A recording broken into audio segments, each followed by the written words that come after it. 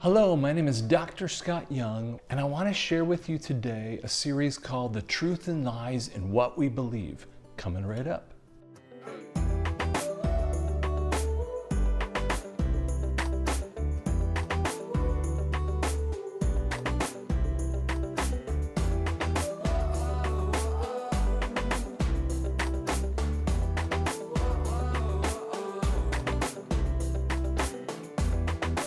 In The Truth and Lies in What We Believe, it started when I was around 19 years old. I was coming back to the Lord, I had fallen away maybe in my early freshman year.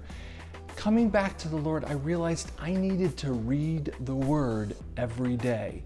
I needed to get through it from the beginning to the end every year. I did that through around my 40s, but about 9 years ago, almost 10 years ago, I decided to go much deeper in the Lord. You see, that time frame, I was going through potentially a personal bankruptcy, business bankruptcy, foreclosure. Everything was just going bad at that time. I didn't know what to do, and I was asking powerful questions. You see, that's the soul asking these questions. Now, if your spirit, which is seated in heavenly places, Hebrews 9:27, is not answering those based upon the truth that the Word has, you walk around aimlessly looking for the right information. And those questions that I kept asking had to be answered. So I started to dig deeply in what we were thinking about, what I was asking for. Every week I met with a guy named Will. On Saturdays it was 8 to 5. We would talk and go over these really hard questions. And I kept saying, yeah, but. And he kept pushing me along the Word.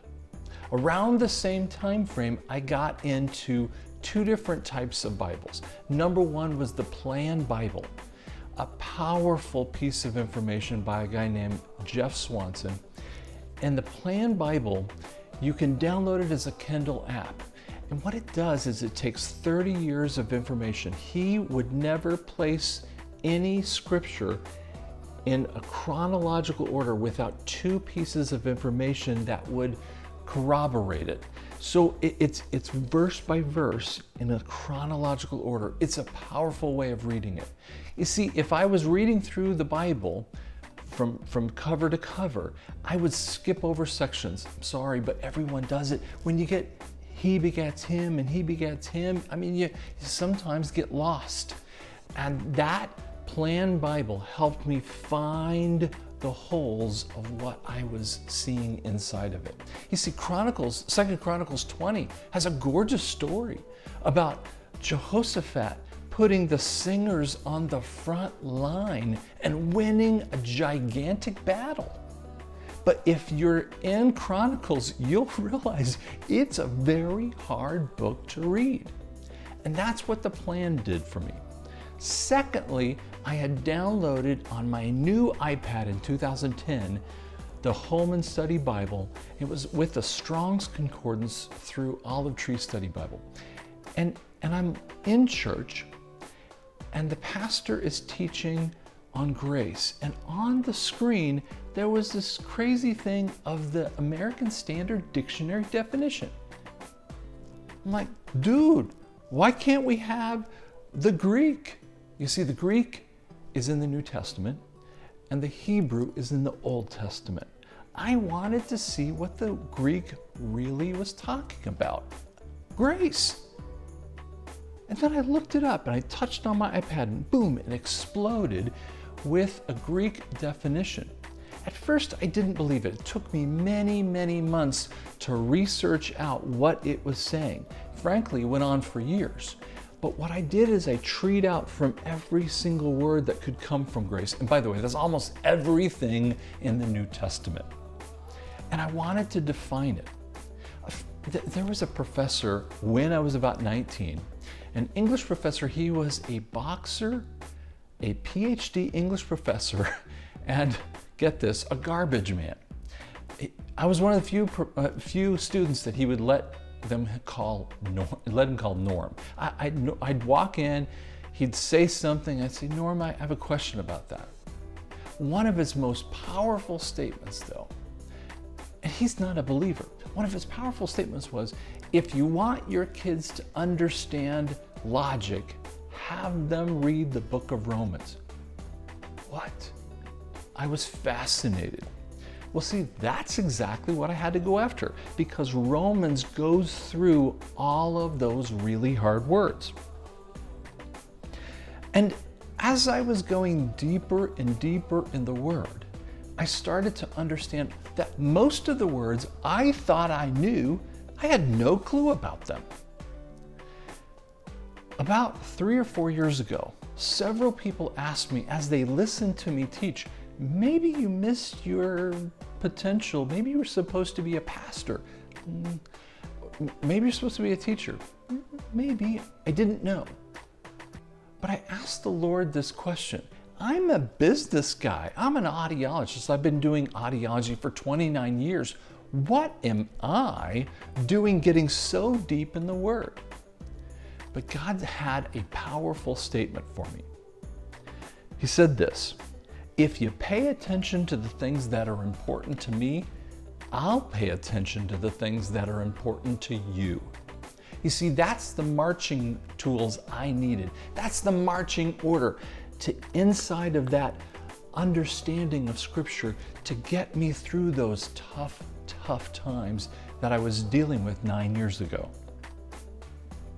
In the Truth and Lies series, it's born out of those hard questions. It comes out of a desire to prove the Bible. You see, many of you have heard these ideas that these monks, maybe mistakenly, maybe nefariously, changed the wording. And I struggled with that too. I thought that the Bible was true, but I didn't know that it was true. So I wanted to spend time getting to know God, and I didn't understand that 19 years old, I was coming through that mechanism. So in my 40s, going through that deep study, I started to realize that the Bible is actually a powerful piece of information that explains so much of God. It doesn't tell you everything. You see, if it doesn't tell you everything about what God is saying, He's wanting you to just trust Him. Trust is a really important part of the Word. But see, there's someone always out there shoving lies your way. I want you to see Satan as the great liar. Now, Scripture calls him that. But what he's really trying to do is take this book in front of him. And he is the great book editor. You see, if you were in class and you were given a textbook, that textbook would have a beginning, a middle, and an end.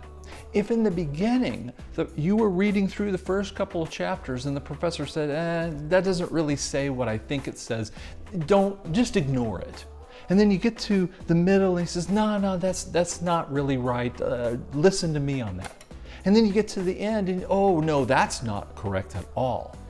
Would you really believe what that book was talking about? You see, that's Satan's great plan. 2 Peter 3:3 says that from the foundation of the earth, or that beginning time frame, people would just not believe the creation mechanism. And he says that would happen in the end. He put the end and the beginning together all through 2 Peter 3:3 through about 3:9. Satan has been trying to beat up the creation mechanism, the creation method, by saying that it's really about evolution. He also wanted to beat up the end of the Bible in the end times so that people would just say, it's just too hard. I don't want to try to figure that out. That's one of my other series that I talk about called The Hope in the Last Days. Hope in the Last Days is a powerful statement about how we can really find true hope that Christ is talking about end time issues. But in the Truth and Lies series, we first go through medical proofs that absolutely could not be in there without new understandings. It also goes through the body, the soul, and the spirit. We were talking about that just a minute ago. You see, my soul was asking these powerful questions, and my spirit didn't have answers at the time. I was digging into the Word. I was seeping myself into heavenly places by focusing on what the truth of God was saying to me, and it had meaning to my soul. We go even one step further, and I want to share this with you. If you're paying attention to God's information, He'll start fixing what is going on in your life. He did that for me. In a relationship, in a marriage relationship specifically, I've been married for 26 years. I need to pay attention to the things that are important to her. If I pay attention to those things, she starts paying attention to things that I want. And it becomes this two-way street of intimacy. That's what the Lord wants for us. Ephesians 5:23 goes through the marriage covenant, the response of the husband and the response of the wife. But what Paul says at the end of it, Paul, an unmarried man, says at the very end of that statement, I know I'm talking about men and women, but what I'm really talking about is Christ to the church. That's what He wants you to do. You need to be fascinated by the Word. One of my amazing teachings that I love doing is when I got stuck in Hebrews 4:12. And we'll go over the medical information that's inside of it. Is God fair? Oh, holy cow. The problem of evil. Death before creation. The incontrovertible truth of Christ. I can't say that word very well. The incontrovertible truth of Christ in His death and His resurrection. It's a 13-week series where we're going to investigate each one of the claims that are made within the Word. And then we're going to have time to communicate back and forth about this because I want to fascinate you. I want you to have an ability to dig in it for yourself because God has truths for you.